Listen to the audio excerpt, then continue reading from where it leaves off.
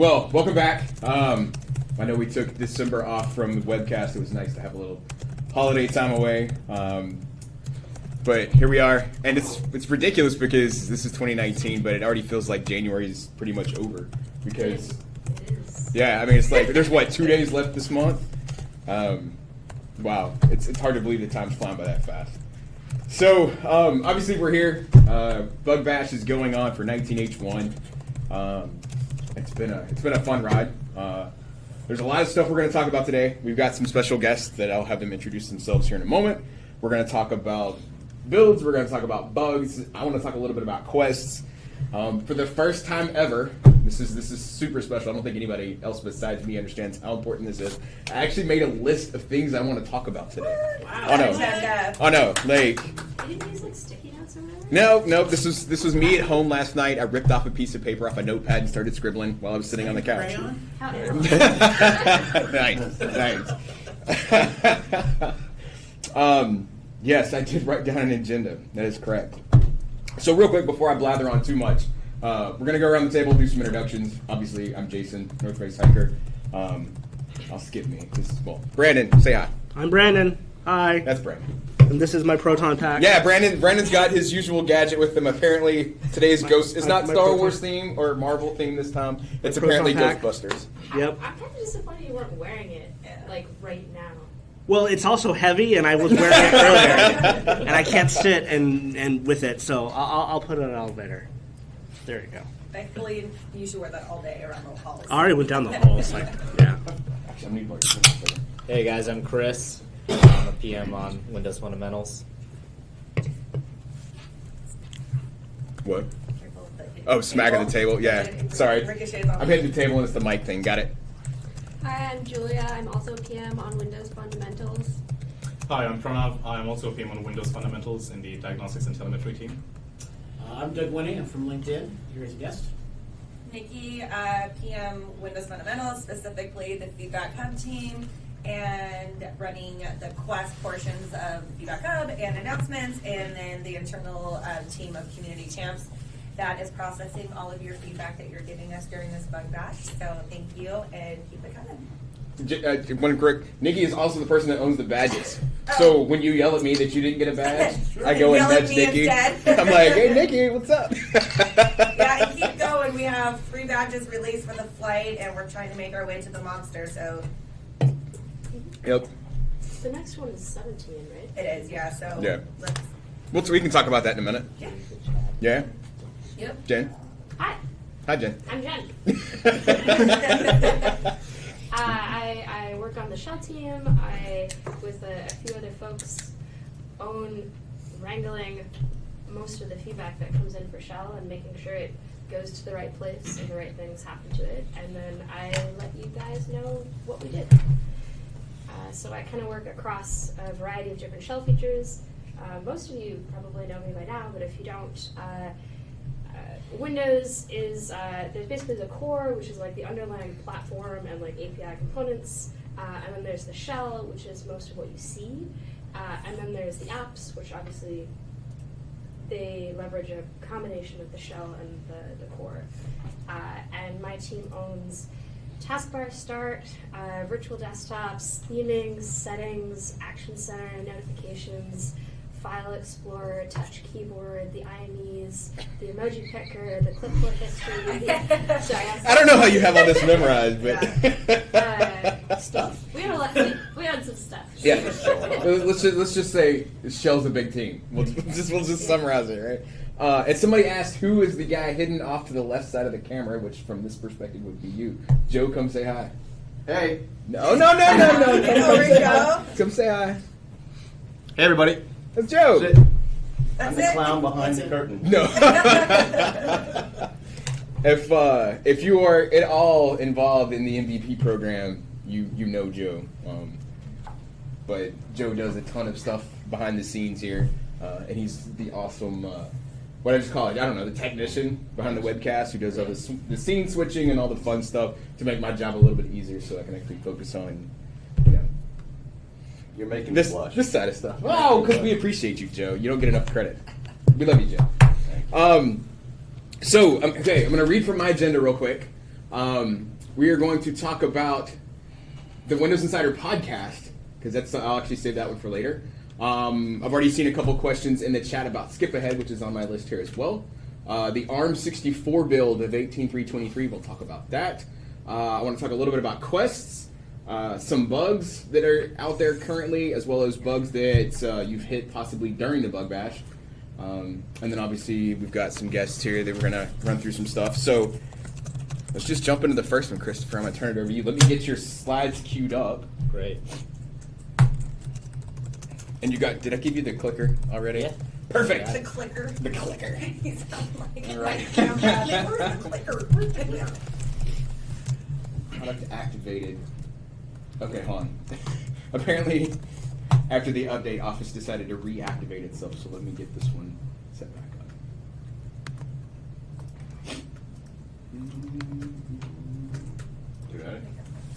Yeah, let's shift on over. Perfect. Awesome. Hopefully you can, I'm going to push this out in the middle, so hopefully you can see it a little bit better. Test this. Oh, it works. Awesome. There we go. All right, cool. So that one, there is a slight delay between what you see and what's actually being seen externally. Right. So look at this one rather than up there. All right, no problem. Just keep you on track. Yeah. All right, well, thank you everybody for joining us today. Today, what we're going to talk about is something that's actually pretty relevant, considering just a few days ago was Data Privacy Day, and across the industry, privacy has become a huge concern for everybody. It's a global concern, and whether you're involved with technology from Google or Apple or Microsoft's your thing, which I hope is for most of you guys, then you know that there's always that lingering question of how much do companies really know about me as a person? I mean, take a look at just these last few news reports. These are all headlines that have come within the last 24 hours. People are really scared, and it's a lot of times frightening to think about those lingering questions of, hey, is Cortana listening to my conversations? Or how much browsing history do you guys know about me? Or does Microsoft Word collect all of the text that I've ever written? And I know most of us want to give companies the benefit of the doubt and assume these guys are accountable, responsible with the data that we collect. And that's why our team's here today. We want to debunk those and give you guys the confidence that the data that we collect from you guys, we uphold the highest bar for safeguarding your data and your privacy. And what we're focused on is using your data to make your lives better, to make it more productive and make Windows the product you guys know and love. So the first thing to touch up on is really what is diagnostic data. When we say we collect diagnostic data from your devices and we use it to improve products, what does that actually mean, and are there different kinds of data? So diagnostic data specifically is always about your device and the way that Windows and any other software running on Windows is performing. So this includes keeping your Windows up to date. This includes keeping it secure, reliable, performant, and also to improve and experiment on features so that we can deliver new and exciting stuff on the platform. So examples of this are, for example, if your device actually crashes, we need to know that your device crashed so that we can, generate statistics about how many of our devices are failing on a daily basis. Or we need to know if your specific device is ready for an update. Is it compatible with the next update? We need to collect that telemetry from you guys. And then another example is how many different types of apps you guys have on your device, or how often you guys open Task Manager. These things help us better understand the way you guys use our platform so that we can improve upon it and make sure that it's up to date, secure, and exciting to use. So there are different kinds of diagnostic data. At Microsoft, we classify them into 6 distinct categories. The first one is product and service performance. So this is basically all about what capabilities your product or service has. So think about, what can your operating system do, or how fast is it able to do it? What's the latency? Is it crashing frequently? That's the type of data we're looking at. Product and service usage. This is exploring how you guys interact with our applications or our OS components. Are you guys using them frequently? Or what are your user preferences and settings with each of these? It gives us a better idea of how our users interact with it behaviorally. Device connectivity and configuration. This is pretty self-explanatory. We need to know things about what OS version you're running, how often you connect to the network, what apps and services you have pinged in the last 24 hours. This gives us an idea on how to deal with network driver issues, things like that. Software setup and inventory, same thing, just looking at what softwares you have installed, are they updated, that type of stuff, and Are there compatibility issues with exactly. it? And then browsing history. So this one is one that a lot of people get a little bit freaked out about. Browsing history, it is what it sounds like. We do collect what URLs you visit through different apps and services, but I would like to reassure that this is all stored in somewhere called secrets, which means that only specific engineers with authorized capabilities can actually go in and look at this data. They have to present a justified business case for why they need that data, and just because I'm an engineer in Windows doesn't necessarily mean I get to look at what things you've pinged and stuff like that. It's only specific individuals with the right authorization. Similar case for this type of data, inking, typing, and speech utterance. This is the type of data that we collect for dictation, for Cortana, things like that. And the reason why we collect this is to improve those services. So think about, we actually only collect bigrams of your data, bigrams and trigrams, which means 2-word pairs and 3-word triples. So that way we're not collecting the whole text content that you guys are writing. It's all out of context, so you have really nothing to worry about there.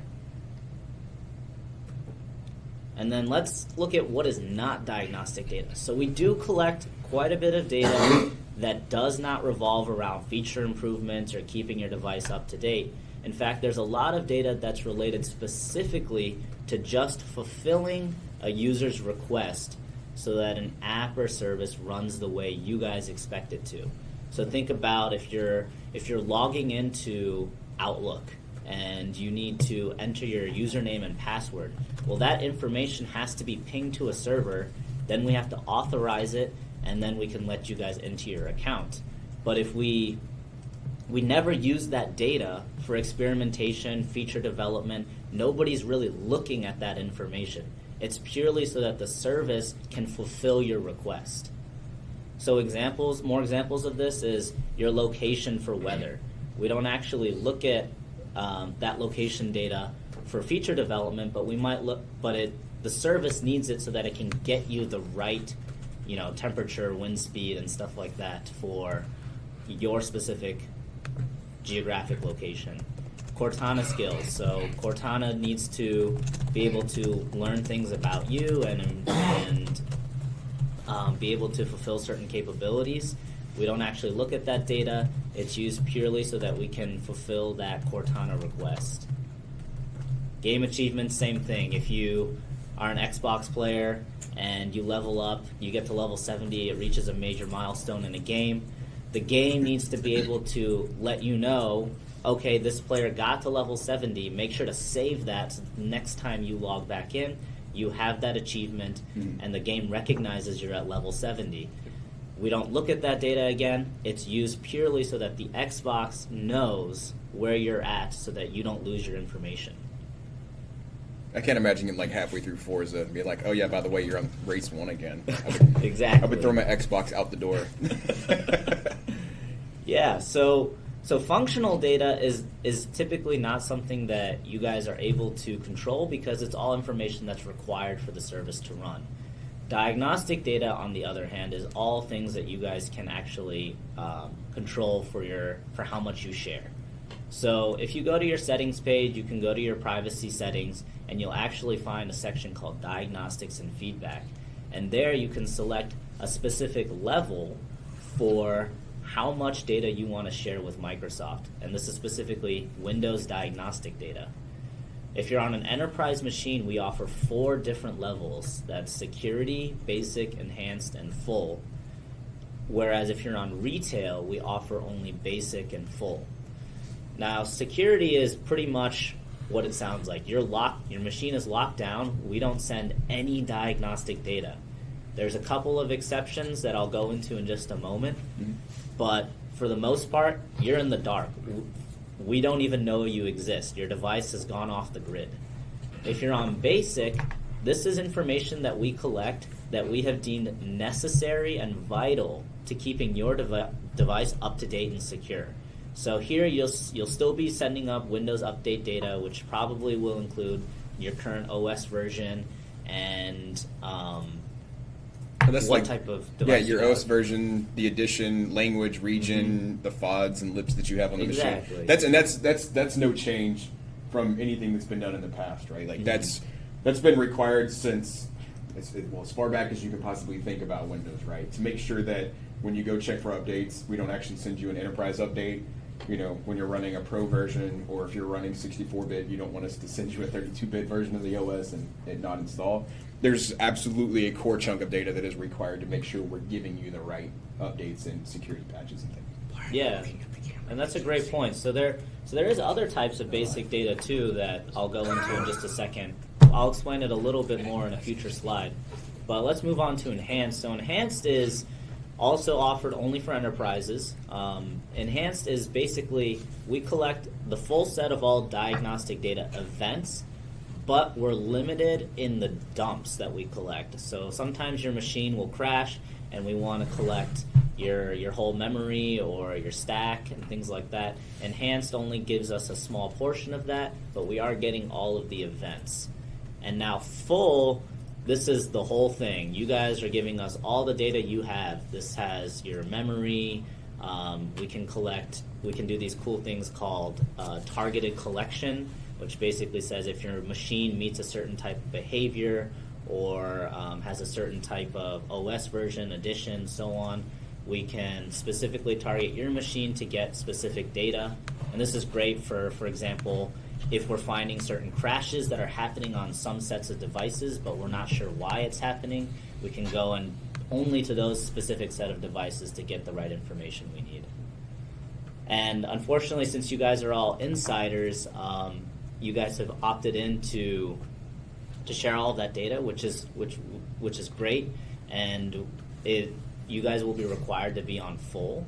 But the nice thing is that by being on full and sharing more deeper diagnostics, you guys are definitely all contributing towards us getting the information we need to make the Windows experience better for everybody. So, as I mentioned before, security is pretty much locked down. Almost, actually no diagnostic data is sent at all. We do collect different types of data, which there's malicious software removal tool data, there's Windows Defender data, and then I'll explain the last one in a little bit. But the first two is pretty much for bottom of the line device protection. This isn't considered diagnostic data. It's still telemetry, but we need that information to make sure that we have the right anti-malware software installed on your devices, and that your device isn't facing any security breaches, things like that. The last one is called Connected User Experience and Telemetry Client Settings. That is actually the OS component that determines what data to share. So you change your settings from basic or to full or full to basic. That actually changes the setting on that OS component, the CUET. And so periodically the CUET will ping a server to let us know, hey, this guy switched from full to basic. Make sure to send me the right files so that I don't end up sending more data than I'm supposed to. Makes sense. And like I mentioned, basic is everything that we have determined is core to keeping your device up to date and secure. This includes your OS version, your battery capacity, how much storage you have available. Are there apps that you have where the next OS update might actually make your apps incompatible, things like that. And so the basic we actually require anybody that wants to add an event to Basic, they have to go through a stringent approval process. So there's a privacy team that will look at a Basic request from an engineer and determine, okay, yes, this event definitely is required to keep the device up to date and secure, and then it'll get approved. Otherwise, we say, no, you're going to have to be on full, meaning you only collect it from devices that are on full. Makes sense. Enhanced, like I mentioned, we collect pretty much all the events. The only thing that is limited here is that we collect something called triage and mini dumps, which is only a small set of the actual dumps that we collect on full. So this includes stack trace and stack variables. So it does get a little bit more specific and a little bit more personal. But full is the whole thing. But the nice thing about full is you get full enablement of Feedback Hub. For the other settings, there are some situations in Feedback Hub like reproing an issue. You can't do those on enhanced and lower. Also, one other thing in full is engineers can actually execute some diagnostic tool or an exe file on your device. Given that some set of circumstances is true, these exes have to be pre-approved as well, just like events that go into core. And you might actually be wondering, okay, great, Chris, you've told me about all of these awesome things that Microsoft does and the control that you guys give to users. One other thing that I wanted to show you guys is you can actually see everything that we collect. You mind if I plug in my device? No. Let's just see here if this causes issues. It has in the past. We're gonna live fast and see what happens here. All right. So the black screen is expected. No sweat. Do you not have USB-C? No. So then we got the other adapter. Yeah. So Thankfully, I come prepared. the Diagnostic Data Viewer is a tool that allows you to view all of the diagnostic data that Microsoft collects in real time off of your box. I think it originally shipped with RS4, I believe. It did, correct. So this came out in April with RS4 to the general retail population. Did it work? And Yeah, it worked. Yeah. That's miraculous. You want? Oh, that's good. Yeah. You have seat. Oh, thank you. So this tool actually allows you to view each of these events one by one, and you can see the full payload of the event, including this is pretty much everything that we get. And the nice thing is about this tool, you can actually search for things. Since I'm an internal Microsoft engineer, if I search for this is my name. It'll actually end up. This will pop up results. For you guys, it shouldn't pop up any result if you search your name. We don't, for internal engineers, we actually just collect everything straight up. For you guys, it wouldn't be doing this. Yeah, But we have no privacy internally. we don't ask anybody externally to do things we're not doing internally.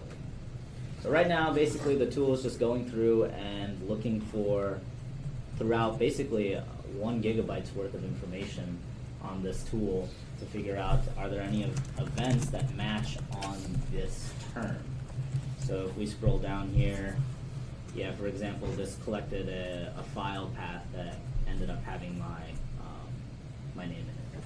So you guys can do the same. If you find something that you don't find comfortable, the thing that you can do is go up to here and say provide event feedback, and that'll allow you to actually submit information about the event. So you see, oh, okay, this event, it already gets pre-populated based on the one that you selected. That's and you can nice. say my file path was included here. And you guys all know how to submit feedback. So the nice thing is this helps us do better about our diagnostic data collection and keep you guys, our customers, in mind about what are the right practices when we're collecting this data. And our goal with this is full-blown transparency, and we want you guys to feel safe and confident that whatever we're collecting, we have nothing to hide from you guys. And just as a side, I realize I'm not on camera, but when was it? I'm trying to remember. There was one of the webcasts last year where Hillary, before she switched teams, came in and talked about the diagnostic viewer and how you could clear out your data and stuff. Like that tool still exists.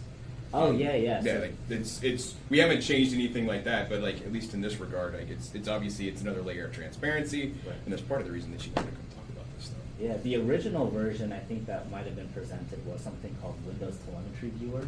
Okay. And that was an internal tool predominantly. It was supposed to go out to the public. It went out to a few enterprises.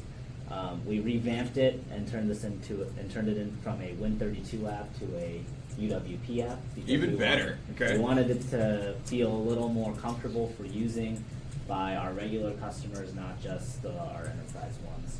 So this is our newest, up-to-date version. If you guys saw Windows Telemetry Viewer back in the day, this is our magnum opus right here. Nice. All right, I'm gonna actually turn it over to my coworker Pranav. He's gonna actually show a demo of a common scenario that we face in Windows, which is we get some log files from you guys as insiders or from individuals that are on full, and we can actually do some basic analysis to figure out general statistics about your device or so that we can better diagnose issues.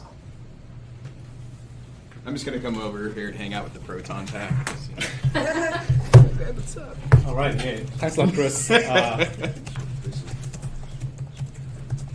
this one. I want that pushed over. Yep. All right. So we just saw how we collect diagnostic data and what diagnostic data means, and you can see all the raw data.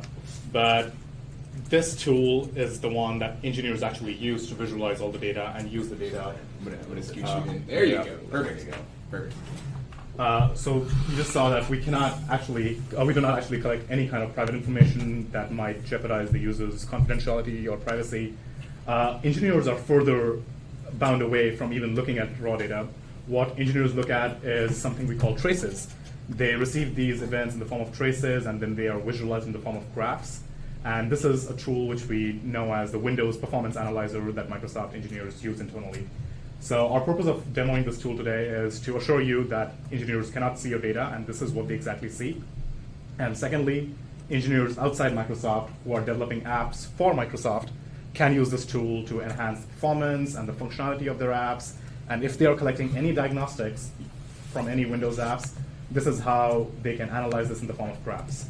So And didn't we just release this to the Microsoft Store? yes, we Yeah. released this to the Microsoft Store about a month ago. This was previously available as a part of the Windows Performance Toolkit. Yeah, I'll share a link. And yeah, we'll share a link on the chat for detailed tutorials and downloads. Reading my mind. I love this.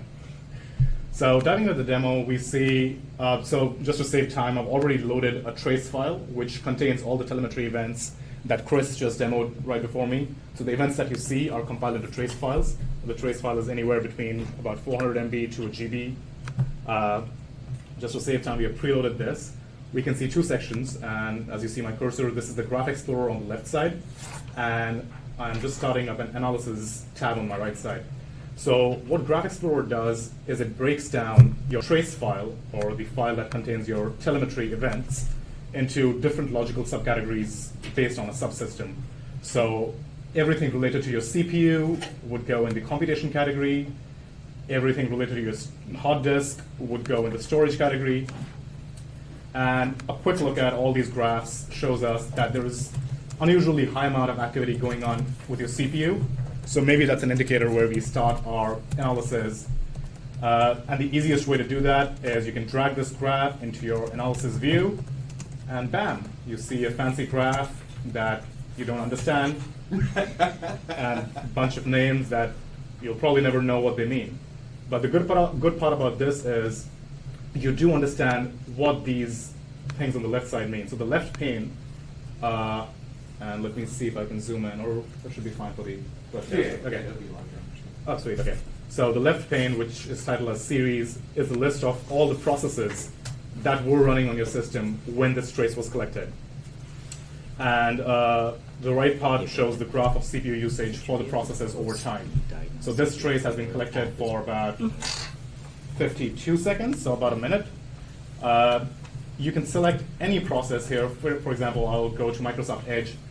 Any engineer who is building or developing Microsoft Edge and wants to diagnose issues will see the highlighted section, all the blue areas here, where the Microsoft Edge specific event occurred. So I can go here, look at this particular event. I have tooltips to help me, and I know this process was a Microsoft Edge process, and I know how much CPU usage is by the percentage of weight, and I have the time when this particular event was fired, so I know what was going on at this particular time. And this tool is fancy in the terms that it allows you to zoom into any particular process. So let's say you want to select this aspect, and it will highlight all the processes that are covered, that were running at that point of time on your machine. And you can simply say, I do not want to see anything else, and I just want to zoom in to that particular subsection of my trace. And being a search UI engineer this time, and I'm guessing this is Jennifer's team and Shell, we will look at only events that are specific to search UI. So I can say, I know this green event is search UI, and I do not want to see anything else.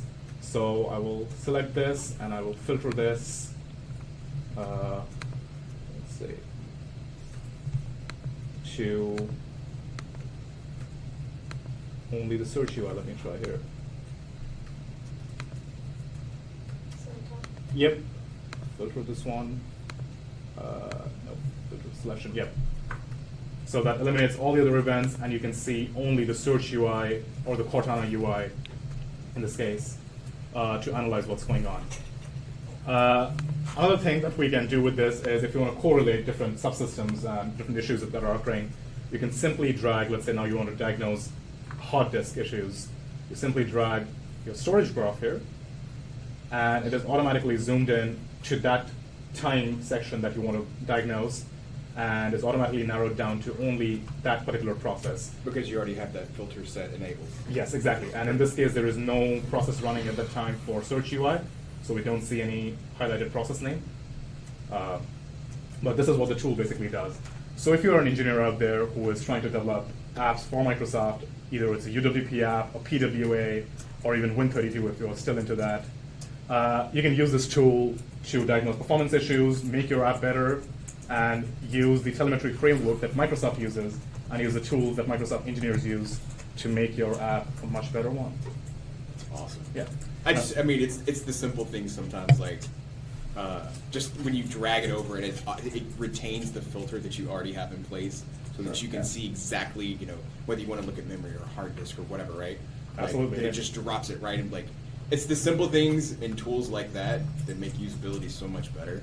And so I'm glad we got folks like you who are actually designing it this way, rather than it having to be an added-on feature later. Definitely. So this is a cool stuff, and now it's easily available on the Windows Store rather than you going to download a Windows Performance Toolkit. Mm-hmm. So it's just one click away, and one of us will post a link.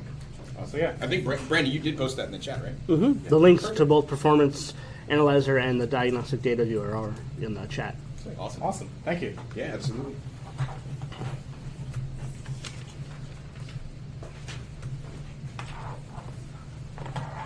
So let's see here. Chris, was that the end of your presentation, or did you have another slide? No, that's it. I do see on the notes here there's a link. Do you want to grab that, and do you want me to throw that in the chat? Brandon already did it. Oh, Yeah. See? Y'all are already ahead of me. I love it. I love it. Makes my life easy.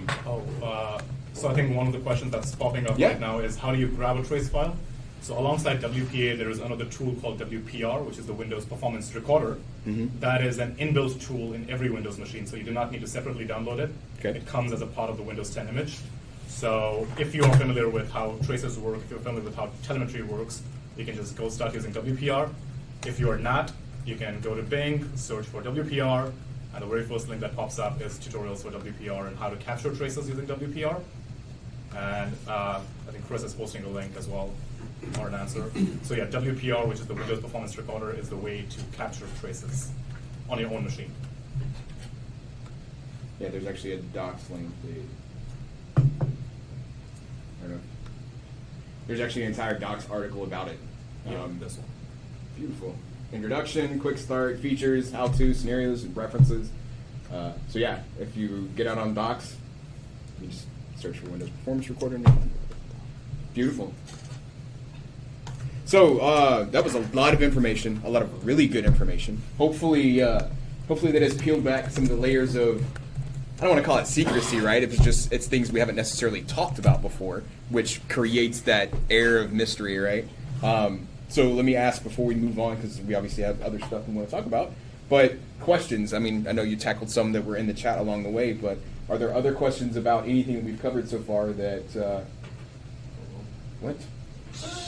No, it's me. Oh, that's Jen. I was like, wait a minute. We just got one of those, it's almost time to restart pop-ups. I was like, wait a minute, no. Thankfully, it's not this machine. It's not this. I was about to say, I did all my updating and everything yesterday, What so. active hours? That is hilarious. This is my So back on track here, right? Any other questions related to the diagnostic data? Any of the tools that were discussed? Let's see here. WPR. No, WPR is not installed. It's been built in. In case you guys do have any extra questions and we're not around to answer them, all of the information I presented is available on public documentation. I can throw in the link here in just a second. Yeah, if you don't mind. It's all there. Nothing should come to be a surprise. Beautiful. So now you get some extra reading homework. Isn't that great? Come to Webcast to learn and you get homework. So let me ask this. James and Julia, do you want to cover your material now, or do you want me to tackle some of the randomness that I have to go through? Either way is fine. Perfect. Okay. All right. We're still waiting for Carla to join, and she's gonna screen questions while we're. Perfect. No problem. Trust me, I got stuff to cover. There we go. So, Off the agenda, Jason. I'm seriously. I'm actually scratching stuff off my agenda. Like this is. I should do this more often. It's actually kind of helpful. There's no way I would have remembered all this. Imagine that note taking. I know it's like note taking. It's like a PM skill. It's like you think we should be doing this stuff. So this is funny. I'm going to be talking about this the entire time. So one of the first questions that popped up even before we started the webcast was in relation to the ARM64 build. So, so let me just throw out some transparency here, right? For the 18323 build, did I get the number right? Okay, just want to make sure. That is in fast right now. The ARM64 edition, or is that right? Am I saying that? I don't think that's the right word. Is not available, right? We've gotten a couple questions, and to be completely candid about it, it is not available. It will not be released for 323. There is, we will just simply call it a very interesting bug that doesn't allow the build to install correctly. So there's no point in actually releasing it. The team is actually working through it. So I'm just going to tell you ahead of time, the next flight that we release, ARM64, will likely not be available for the next release as well. I can pretty much tell you that it's not going to be. So let me just be a little more candid. How we look into next week and the week beyond, we will see how it goes. It's just dependent on the investigation from the team. Yeah. It'll come back. We just want to make sure that we get this thing taken care of. Techosaurus Rex, what is the bug? The build doesn't install correctly and has the potential to leave in a machine in a state that you do not want it in. I'll just say it like that.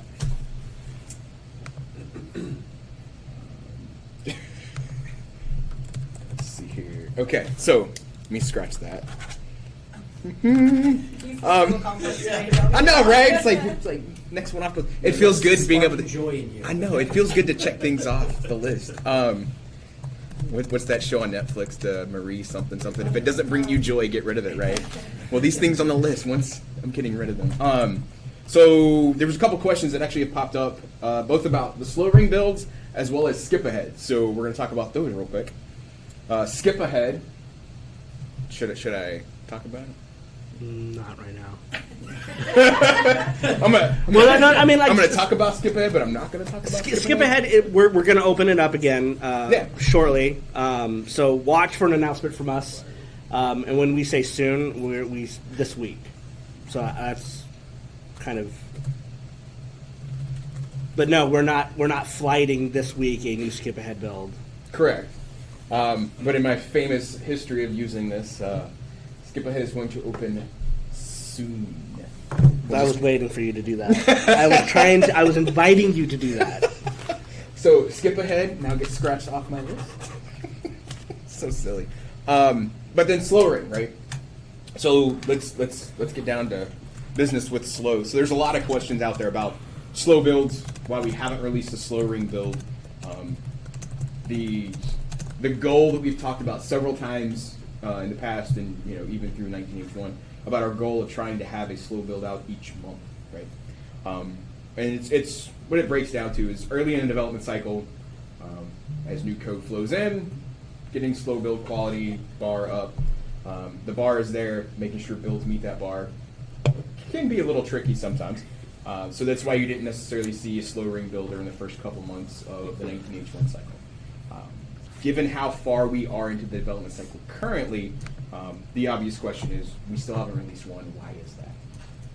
At this point, the biggest thing that we are kind of hinging on is related to the battle eye bug that has been in the known issues for, I don't know, a month now?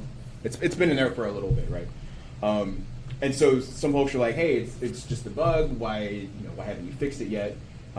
Given the changes that have been made in the OS and how it affects some of the interactions with some of the partners like BattleEye, right? It's not just a simple, hey, we make a code change, we fix a little bug, and it kind of moves on from there.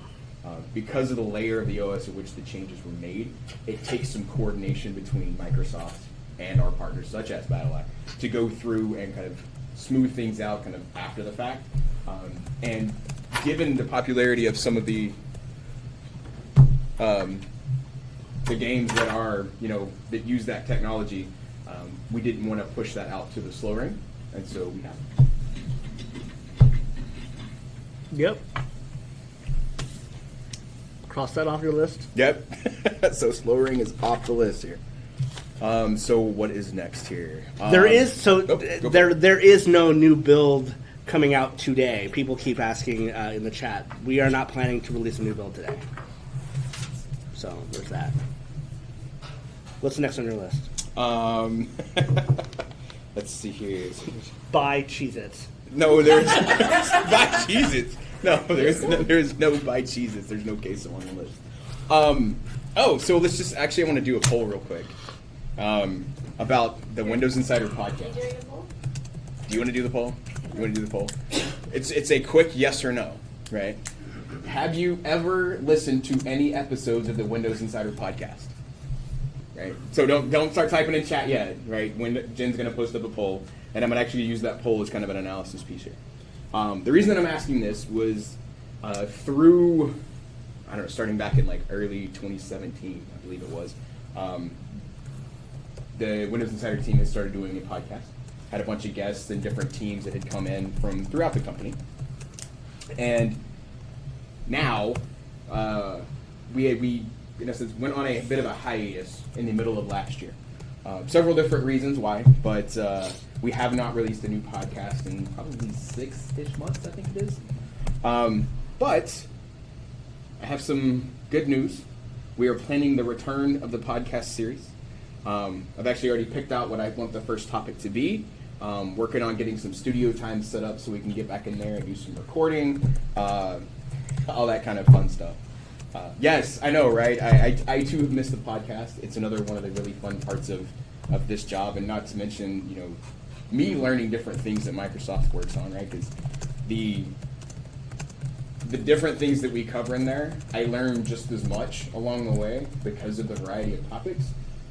So it's good for me to connect and learn, and it's a good way for us to bring new information to all of you as well. So the poll, I'm curious, how long did you set it up to run for? Of course, 300. Okay, so we got 4 minutes left, and Unfortunately, I had to vote no. wait, you never listened to what? Brandon? I read some of the transcripts. I didn't say, I like that they have transcripts. Yes, I mean that is definitely helpful. Definitely. Yeah, it looks like it's about half yes, and then about half no. Are you able to speed up the speed of podcasts? Depends on the player. Yeah, I was gonna say because we make you can download them through all the major Yeah. download sources, and we even have them on the Insider website. I can't. I'm just not a podcast person. I mean, I Yeah. even tried listening to the Tech Name podcast on the way home, and I'm like, no, I need some music. Maybe if you start Behind the singing, podcast. yeah, maybe if you start singing and playing some instruments and drums Or and just stuff, break out in song every once in Yeah. a while when you're answering the question. that might I have a try. podcast when I'm driving and I get really into it and I'm like, ooh, great, driving. Okay. Yeah, I've done that before where I'm driving and I get to where I'm going and I'm like, I don't want to be done yet, so I just sit in the parking lot and keep listening. I'm so absorbed into the podcast. All right. So, well, we've gone through all of that just to say, number one, I'm trying to bring them back, so look forward to that here in the next couple months, hopefully. And then number two, between those who have and haven't listened, it shows me that I have a bit of work to do to better advertise that we're doing them, or number one, that we're bringing them back, but as well as once we actually do drop a new episode, I need to do a better job on outreach to make sure that you know it's available, you know how to get it. So I will add that to the to-do list here. So, The to-do list. yeah, I know, right? More work for me, but that is perfectly fine. Next to the Cheez-Its. Next to the Cheez-Its. Brandon, there are not Cheez-Its on here. I'm not going to put the to-do list on the screen, but there's no Cheez-Its I on want some it. Cheez-Its. You are hilarious. All right. So, actually, Bug Bash related stuff for a moment. Let's talk about quests and let's talk about bugs. So, Nikki, I'm going to put you on the spot. Sure, what's up? Of course, you didn't know this was coming. Actually, hold on. I need to drink real quick. Quests. Obviously, throughout the Bug Bash, new quests show up on a daily basis. New quests were published again this morning. Yeah. Are we looking okay? Obviously, as they roll out, right, there's more and more. And like, I spent probably an hour and a half yesterday just chunking through quest after quest after quest, right? Like it was, and even for me, as somebody who's on the Insider team and gets to see a bunch of this stuff, right? Like there were things that I had never done before, settings I had never changed, things I had never explored within the OS. So I've learned a lot just by running through the What was quests. your favorite? Oh. Now you're on the spot. Well, some of the stuff like storage spaces and light theme, things like that, I'd already done those, right? They were either already existed or they were features that I had already explored before. I did the quest for Nearshare at home, and I really I actually had a moment where I needed to use it between two machines because I have my work machine, which is I'm not sharing my work stuff on that machine on my local network, but I needed to get a picture that I had saved on my computer to my Surface Studio, so I used Nearshare to blast it, and I was like, wow. Sometimes, Yeah. when you're sitting right next to a coworker, you just want to quickly send them a URL or whatever. It's I mean, I've used it before, but that particular kind, I was like, oh, I better go do the quest, and it worked flawlessly.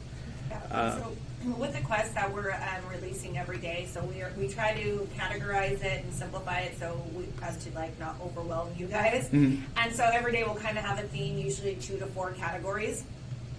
We'll release another batch tomorrow. I am putting in daily announcements in the feedback hub if you guys haven't noticed, and I'm grabbing a subset of the total release quest and highlighting a couple from each area.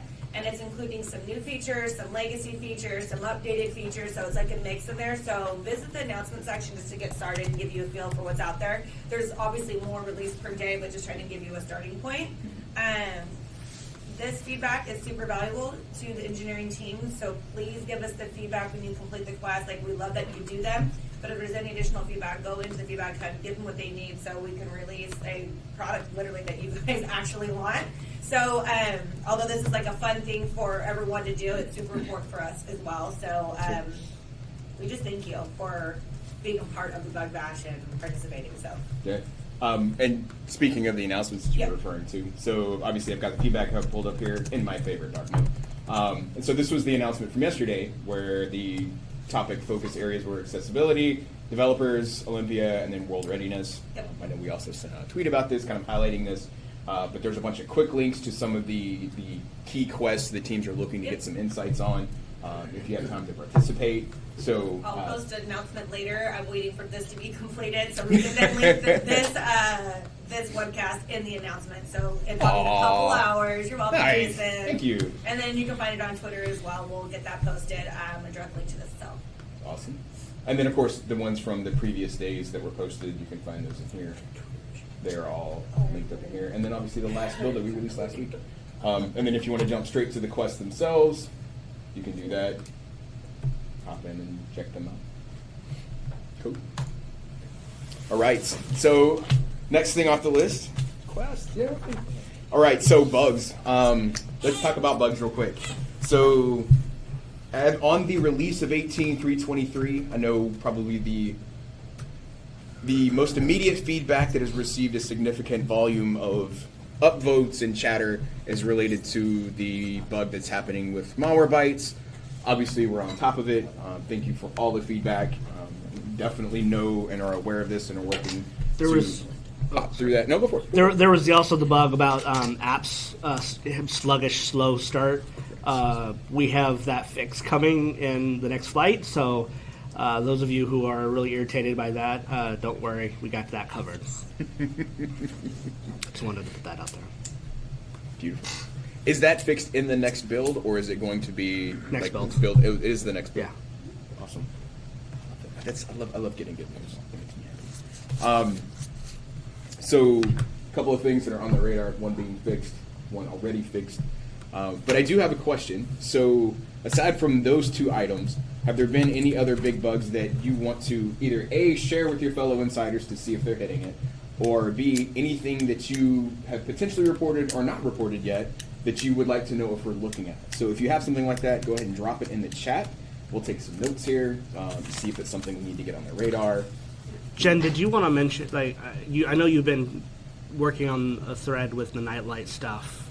We're getting questions about that, and I'm not as familiar with it because Yeah, basically, well, we already put in the run notes that while Nightlight, like the original issue in the last couple builds was like it couldn't turn on or off at all, and would have no effect. And that included Nightlight and third-party blue light reduction software.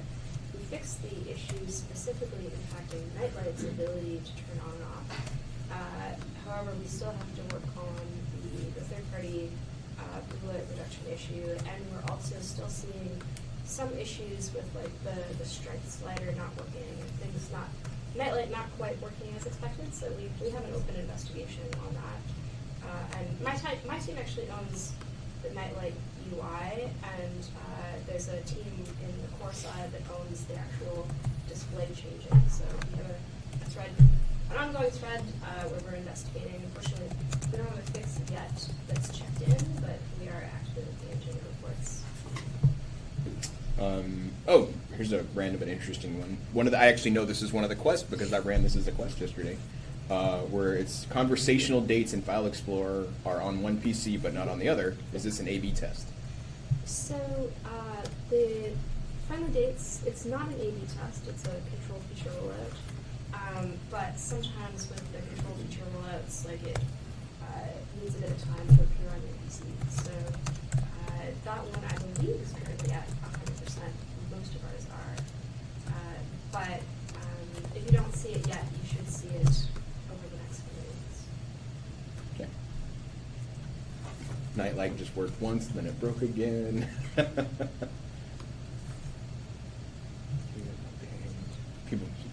People asking for builds, of course. Jen, we got a question. What are we doing with like the diagnosis and requests that we're getting? Do you want to talk from like what you do with the feedback that you get from your class intelligence engineering, or just give them an overview? Yeah, I mean, so you guys may have noticed. I guess I want to talk at you, but the microphone's here. It'll pick you up. So you guys may have noticed that when you do quests, there are basically two possible outcomes when you press completed. One of the outcomes is that it'll just immediately kick you into the feedback section of the feedback hub where you can log feedback. And we can see that the feedback you then log is associated with you having just done the quest. The other option is when you press completed, you might get a how would you rate the experience from 1 to 5?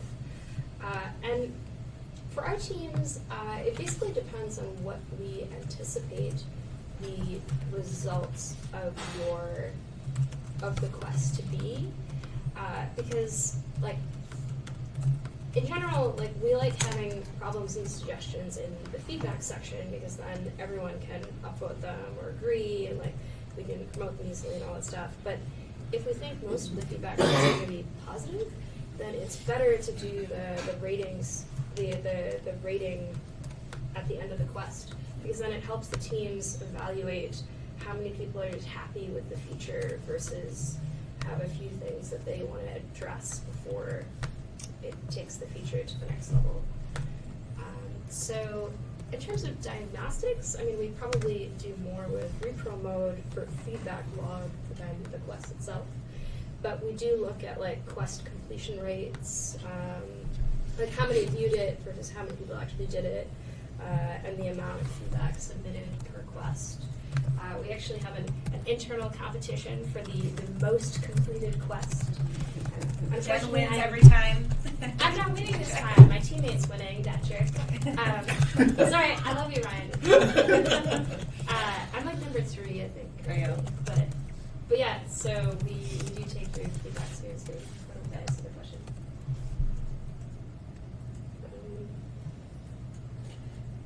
Any other? There's a few kind of random one-off type things. Changing the Windows 10 naming scheme. I don't believe the Windows 10 naming scheme is going to change. Like, I think we're actually doing really well with the way we've been naming them. So we'll see how that goes. But yeah, no information to share in there. I mean, I could speculate, but it's not really worth it. There's a few interesting things that have been mentioned in here that seem more like random one-off bugs that I haven't heard kind of broadly. So for those of you that have asked something about the lag or the PIN and password on AD connected devices, if you have a feedback link, please share those in the chat, and we'll copy those out and I'll take a look at them this afternoon. Someone just asked why upvotes might go down instead of up. They shouldn't for a unique feedback item. However, if your feedback has been added to a collection, then sometimes we change in the back end what is included in the collection. And so you might see the numbers change a bit as we find better places, better ways to group the feedback.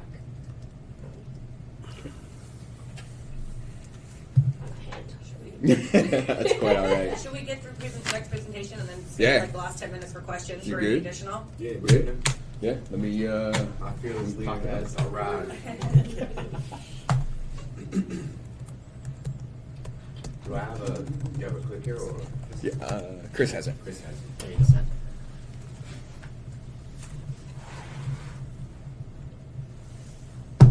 So, yeah, cool. All right, so I know you joined a little late. Yeah. Totally fine, obviously. Meetings and things like that, right? Yeah. Timing is everything. Julia introduced herself earlier. Would you mind taking a moment to introduce yourself? Hello to everyone on the call. My name is James Atkins. I'm a PM within the application compatibility team.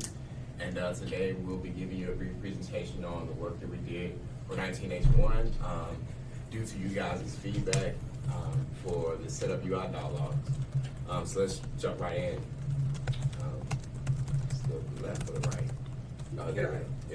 There we go. Got a little latency here. So, yeah, as you guys can see, the work that we're going to present to you all today is a collaboration between my team, compatibility, and Julia's team over in deployment. And we're essentially looking to improve the UI user notifications during setup, and some of the existing capabilities that we have were pretty much lacking in a sense. It was due to feedback from you all partners, customers around the world saying that, hey, we have an issue here and we don't know exactly what to do. From there, I'll give you guys a description of the outcome of the work and also talk about some of the components. Mm-hmm. And then Julia would end by providing you all examples of the work that we did, show you mock-ups of what was the current / existing and what you will be seeing once 19H1 comes out. So, first thing first, there's this thing on your computer that runs daily, and it is a compatibility task. This compatibility task is something that runs daily and also runs during setup. It sends back telemetry, and similar to what Chris has provided earlier, it's up to your user consent. So we're not collecting any data about you or anything that you think is tinfoil hat. So just know that we're only scanning all applications to understand whether or not these applications are ready for the latest and greatest of Windows, and it's determining an upgradability status. It is doing this by landing these things that we call markers. There's 4 different markers: green, yellow, orange, and red. For the sake of today's presentation, we'll only go into green, yellow, and red. A green marker means you're absolutely good to go. We're not seeing any compatibility risk or issues on your machine. So when it's time for you to go and upgrade, you seamlessly walk through the process. Yellow means that you have a block on your machine, which basically means that in this case, we're seeing an application that you may need to remove before upgrading. And red is, okay, hey, you have a problem here, so we don't want you to upgrade. And if you upgrade, we don't want you to upgrade, so we're going to block you from upgrading for now. And then once we fix those issues, you'll be able to go ahead and move through the process seamlessly. So real quick, between yellow and red, it sounds like yellow gives you a potential path to do some mitigation if you really want the upgrade. Mm-hmm. And then red is like, hey, we know that it's just a bad experience. We're just going to hold off for now, and we'll make some changes. Exactly. Okay. And lastly, setup. So when setup runs, this compatibility task also runs during this process, and we want to catch any upgrade blocking issues at the last minute before you go and upgrade as well. So it's all working hand in hand in order to ensure that you have the best possible experience as a user. Sure. Okay. So what you're currently seeing on your screen now, okay, is an example of an application that users are currently seeing, or was previously seeing before we did this work. Contoso antivirus protection is a made-up application, so don't think that this is something that's found in your machine. So what are we seeing here right now? A lot of text, and something that needs my attention. But what is this KB article that you're referencing me to go and find more information about? The average user doesn't know what this is, and quite honestly, before I joined Microsoft and before I joined compatibility, I never knew what a KB article was. Sure. So users were saying to us, and we received this feedback: where do I actually go to find this thing? What are you telling me to do? You're giving me more information, but you're not providing me more information. I see that I have an application and you're telling me that it needs my attention, but I don't know exactly what you're saying here. Also, we wanted to address another thing, which is our actionability. Currently, we only had 2 buttons, which was back and refresh. And if you hit that refresh button, unfortunately, you can press it 1,000 times, but you'll see this exact same dialogue. And are these the only options for me to find the KB that I don't know where to go to find it and to go back? But as an insider, we thank you and we want to reward you for going to seek the latest and greatest in Microsoft. So you don't want to go back. You want the latest and greatest, and you want to find out your next steps. True. So the magic question is, where do I go to learn more, and like, what can I do next? And with this current dialogue, our answer was, call us. We'll give you an answer. Call us. Yeah. So our new design, it seeks to address these 2 main issues: the lack of understanding, as well as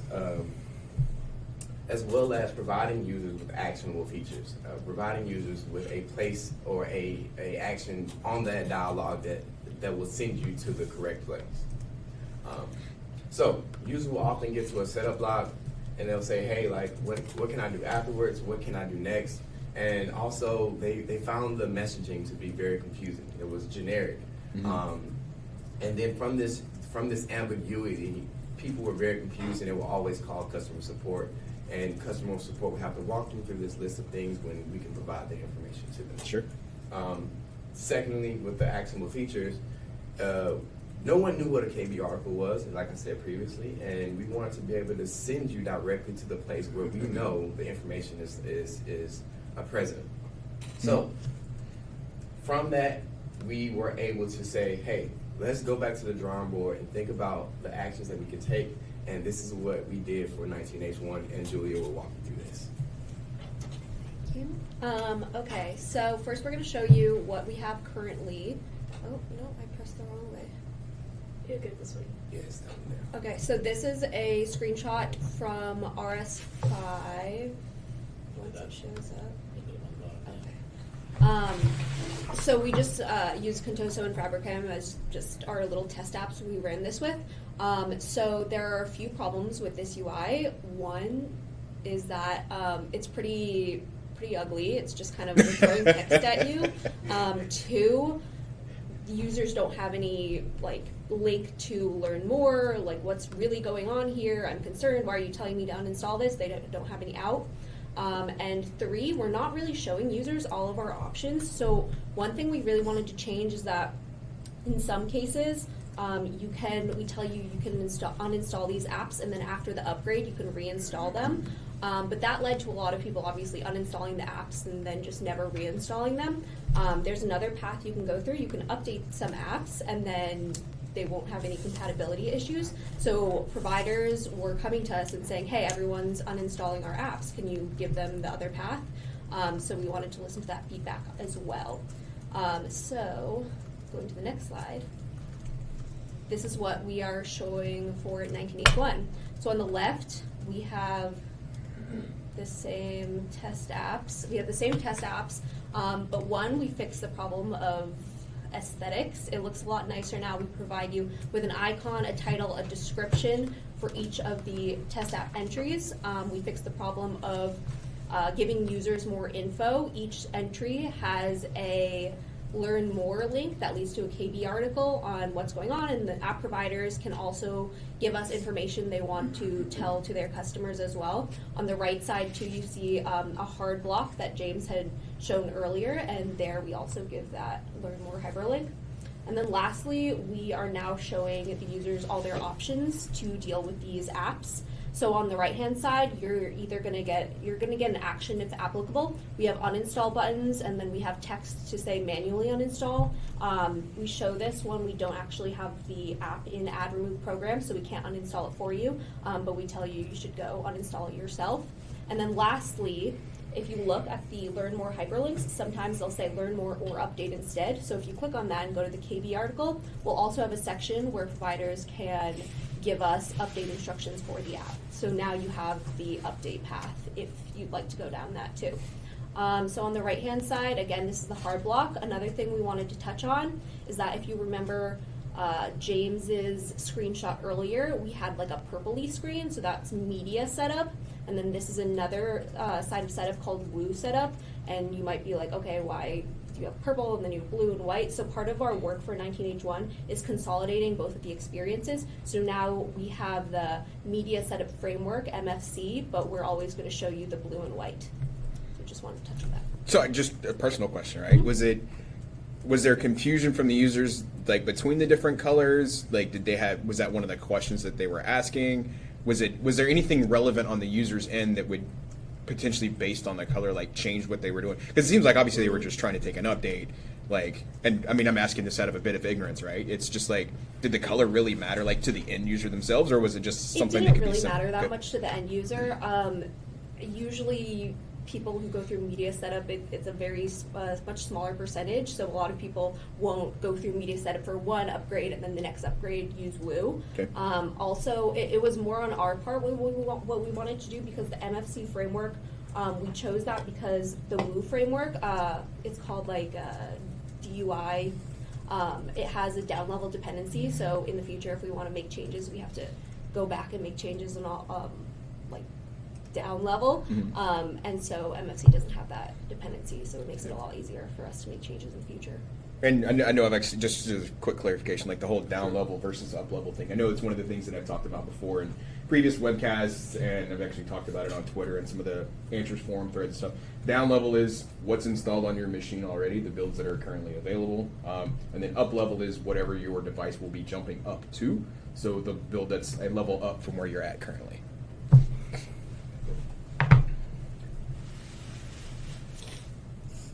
Sorry. Oh yeah, that concludes. Thanks. If you guys have any questions, myself and Carla are in the chat to. We did just get an ask for dark theme support, Yeah. Uh-oh. which I would love. Instead of the light window, the dark window. Yeah. So let's just shelf that conversation. Wow. It's important to us. It's important. I'm sorry. That's a throwback to the Cortana webcast that we did. I know there's a bunch of insiders in the chat that'll understand that and probably get a kick out of it. But yeah, I mean, I have to say is like this is one of the things that even through previous development cycles that we had seen some feedback on was like, hey, I'm getting this screen, but I don't really know kind of what the scenario is. It tells me there's something either that I need to do or that there's potentially an issue, but I don't know what to go do next, right? And obviously, between obviously a lot of collaboration between your two teams has led to this, which is like leaps and bounds of levels of improvement. So not only from insiders will be able to take advantage of this, but enterprises, just retail users across the globe, right?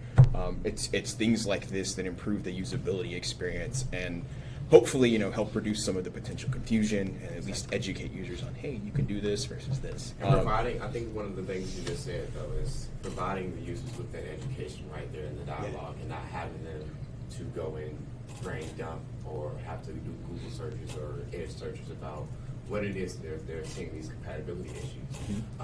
And more so understanding that when you have a title of an application and you have the icon, you have the description, you have a button that can say, hey, let me do this, I want to uninstall, I want to update. All those features are helping our insiders, helping our customers get to the latest and greatest in Windows. So that was our overall. And I got one last question, and I hope I'm not putting you on the spot and asking this. Is there any difference between some of these, like the revised view from an end user's perspective, between whether you are online versus offline, like whether you have an internet connection or not? Will there be any difference on what you might see? That's a really good question.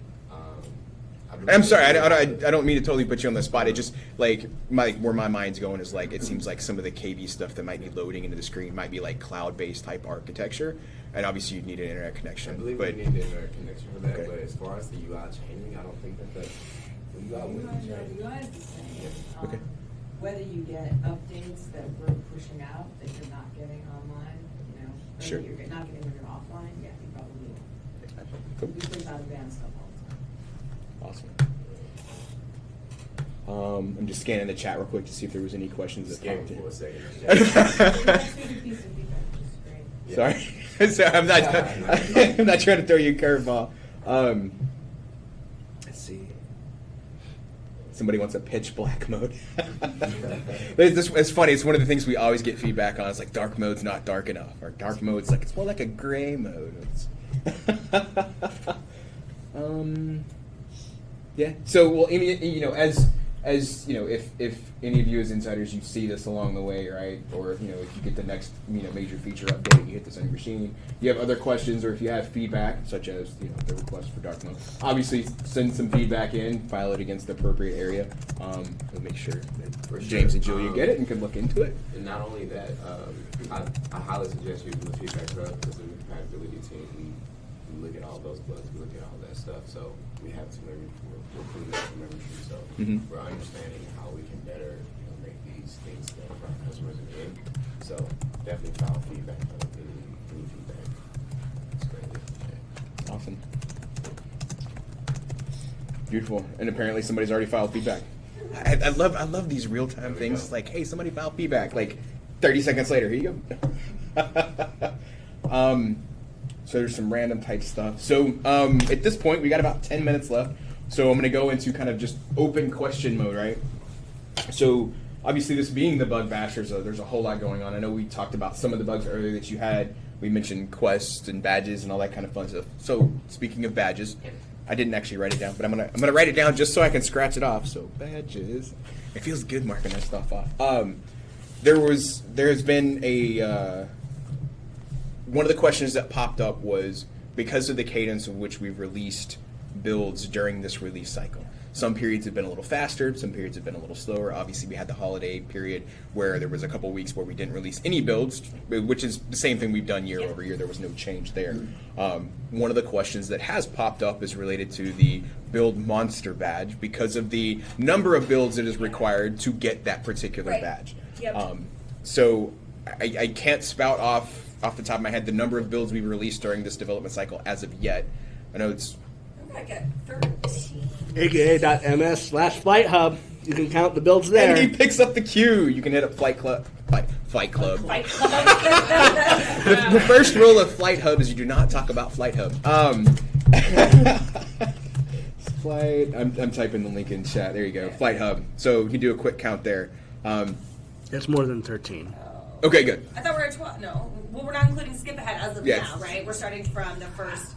Yeah, there you go. There you go. All Brandon. right, all right. Skip ahead. So I think to lead into the question. The question is, What if we don't hit the Correct. 17 target? Well, Thank you. then we need to reevaluate, and we'll probably have to throw in some skip aheads or just kind of reevaluate the metrics. But like generally close to endgame, like there's we start sometimes releasing It is twice fine. a week. Yeah. Usually. And we looked at the last two releases, and that number was determined based on the average that we've hit over the last couple. So we're confident we'll hit that. So, but Jason and I have talked behind the scenes of just initially talking like, what are we going to do if we don't hit that number? And we'll evangelize that to you guys and let you know. Obviously, our goal is for you guys to earn badges, not keep them from you. So we will do stuff that is favorable to our insiders. So just be on the lookout for that. I did want to give an update. I got some feedback on Twitter about the build monster as we're talking about it. Sure. That he was taking a bite out of the badge that only has 3 stars. And that's just something I totally overlooked from the design team when they were going back and forth. So good news is I got the updated monster yesterday from the design team that has 4 stars. It's the little things sometimes. So I will be working with all of our people on the Windows Insider website to get that updated so the image reflects. And so when that is issued, it will be accurate. So thanks for the feedback on that. Appreciate that. And just, is everyone liking these flight badges? Do we want to see them going forward? Because Whole right now time. this was somewhat of an Do experiment. you like flight badges? We wanted to see if this was. I mean, I do. What's that? I I personally loved them, but I'm also partial, so I want to know Great how our poll. insiders are feeling about it. You should assume they all love okay, them. we're good. Okay. They all love them. I thought you were asking me personally. I have Let's all see. the badges except for 2. I have 2 badges that got added to my AAD instead of my MSA. Yes, and that is something that we need to. Every time I look at them. I know we need to figure out how to merge those because I have the same thing on my profile as where like I have, hey, congratulations, you're an insider, but not on my AAD, right? So then that's some back end work that we do definitely need. Yes, I know, Simon, you're probably getting ready to ping and ask because you asked me this when you were on campus last time. And no, I don't have an answer, but yes, we're being talked about and we need to prioritize the work to make that happen. But it's something that we will hopefully do in the near future. It's fun. So the poll's out. You can vote if you like the badges or not, but I will just say the initial 20 votes, 18 of them are positive. So Yay! I'm gonna screenshot that. good stuff there. Good stuff. AAD and live account badges should be considered. Are we ever going to be able to see our badges on account.microsoft.com? We've talked about that. There's not specific work. There's no active work on it, but it's... No, but that's kind of the Okay. badge program, the goal of it. Right now, it's very as you earn it, but we do want to develop it into something bigger. It's just not quite there in the development. But the more feedback you guys give us on this and what you want to see, and what things you would like to be rewarded for, you can. I put my Twitter handle in the chat group. Feel free and message me, put it on the wall. I don't care, but I would love the feedback to see. From a user's perspective, what you want to be rewarded for, because we can be behind the scenes thinking this is what you want, but we also want to make it mutually beneficial. So give us the feedback. You can let Jen know too. I know you guys are in contact with her. So yeah. Let's see here. Question from Chris. I'm gonna call you by your real name, Evil Pro. Question about Feedback Hub. There was an idea about getting it on the web. Is that still in the works or was it scrapped? I know it's in the backlog. It has not been taken up as an active work item to be put directly into production. I know that there's been feedback on it. There are obviously limitations between what a web-based Feedback Hub client could do versus what's on the machine, namely based in the permissions realm.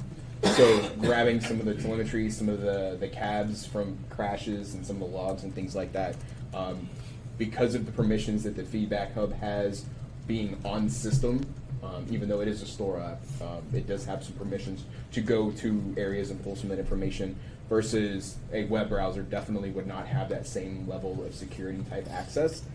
So there's some discrepancies there, which has led to some of the, what I'll just call longer term discussions on, is it viable, should we do it? We realize there's an appetite for it, but given some of the disparities between what the two would be capable of, it hasn't been put into an active work state. I can tell you that. So hopefully that answers the question. It's probably not the answer you were looking for, but it's the truth nonetheless. What about people with ARM64? We can't get all builds. What about the badges? So Tourniquet, if we hit a scenario where you running an ARM64 device prevents you from getting the badge, we can look into it and see what happens. Like, I don't expect that this will be a permanent blocker for that category of devices. It may just be a build or two. So hopefully by default we end up releasing enough builds to where it's not a concern. But we'll take a look at the end of this development cycle and see how it pans out. And if it does end up affecting you, we can probably work something out. Would love to know what ARM device you're running as well, if you're running one. Yeah. Tourniquet. So Nikki, grab your screenshot. I did. I have 1 second left. 96% of folks said they like the badges. Look at Evidence. It's already going in email. That's awesome. 1 second to spare. Uh-oh. I gotta steal the power cord from this laptop because mine now needs it. All right. Almost made it to the webcast. So a few minutes left here. I gotta say, it's like Doug, I know you've been sitting quietly and patiently in the back of the room, but just kind of hanging out, hopefully enjoying a little bit of the chaos. Actually, I did get one notification. LinkedIn Learning just launched their Windows 10 for small businesses course. So I'll put the link in the chat pod. It's basically helping small businesses make the case for upgrading Windows 10. So some of the things around autopilot and things like that, how that helps small businesses. So I'll put the link in the chat pod. So, not that I'm trying to throw in a random ad here. Ads in my file explorer? Totally kidding. LinkedIn Learning, do you want to give a quick pitch on what it is, how to get hooked into it? Yeah, so if you're an MVP, you obviously already have access to it, so we thank you for your support there. For all the other insiders, LinkedIn Learning is a video training library that's owned by LinkedIn. It used to be called lynda.com for those that want to learn creative, technology, or business skills. Video training about, I think we're up to about 10,000 courses at this point. Really? We launch about 5 courses a day. About 40 courses a week. So, and it's we always keep it up to date. And I work as the community manager for interacting all of our influencer programs at LinkedIn and Microsoft with other companies like Autodesk and Adobe and other people, and then all of our instructors. So I work to get them all connected to the community. So Awesome. which is what led me to all of you guys. And is there a quick link that I can share in chat that people can go and visit to find all this information? I'll post it right now. Beautiful. Thank you so much. So we're wrapping down here. We got about 2 minutes left, but any craziness, any fun stuff, anything forward-looking that's not super secretive that anybody wants to talk about? Chance to just be like, hey, we got something cool coming that I want you to take a peek at. Nope. I'm not trying to break anybody into jail here. Nobody needs to get in trouble. No secrets, just I'll plan for the next webcast maybe. Okay. And real quick, so obviously the new year started. This is the first one of 2019. This is Mention the Xbox thing. Oh yeah, so you start talking about it. I'm gonna grab the link out of Twitter real fast. Okay, so Xbox, if you download the Xbox Insider Hub app on your PC through the Microsoft Store, there is a quest to try a test Xbox Live sign-in app. Our friends on Xbox came to us and asked us to amplify that quest and get you guys to try it out. So Jason's going to send a link into the chat. But if all of you that are on the the chat and on the webcast can try this out and give feedback, that'd be great because they're looking to get data on how well this is working. I think we put it on the Insider Twitter account yesterday too, right? Mm-hmm. So Yes, we did. Fantastic. So, thanks, Brandon. I can. It wasn't on your list. He's right. It actually You wasn't missed on my you missed list. Cheez-Its and you missed the Xbox stuff. I am just. to be fair, I thought of Xbox when they were presenting. I'm like, yeah, but that's I saw your Yeah. email. Sure, we'll present it tomorrow. Yeah. I was like, maybe something happened with it. Thank you. My list was incomplete. So real quick, future forward-looking webcasts. Obviously, this is the first one. This is January. So next month, obviously, one of the other things we're doing is the whole Insider World Tour on the Ignite Tour. Let me rephrase this. We're doing the Ignite Tour, and the Windows Insider team is taking part in that tour. That was a mouthful. The next one, right now, there's one in South Africa that I think wrapped up today. The next one is in D.C. Milan. Oh, Milan. Thursday, Friday of this week. So Milan is Thursday and Friday of this week. Thank you. Right. See, Joe's 1,000,001 helps here. I love it. And then apparently I'm going to be thrown into a ghost capture machine. Oh my God, what is that? And then you're in DC next week. There has been a kink in those plans, and I will probably not be in DC. Oh, Is anyone going to be in DC? Blair has to go because he has non-refundable tickets, so he'll be at the booth. But our session got there was a squeeze on the number of sessions. So yeah. So Okay. we just found out that we aren't even on the books to speak. So Cool. So a little bit of an oopsie there. So you're just representing.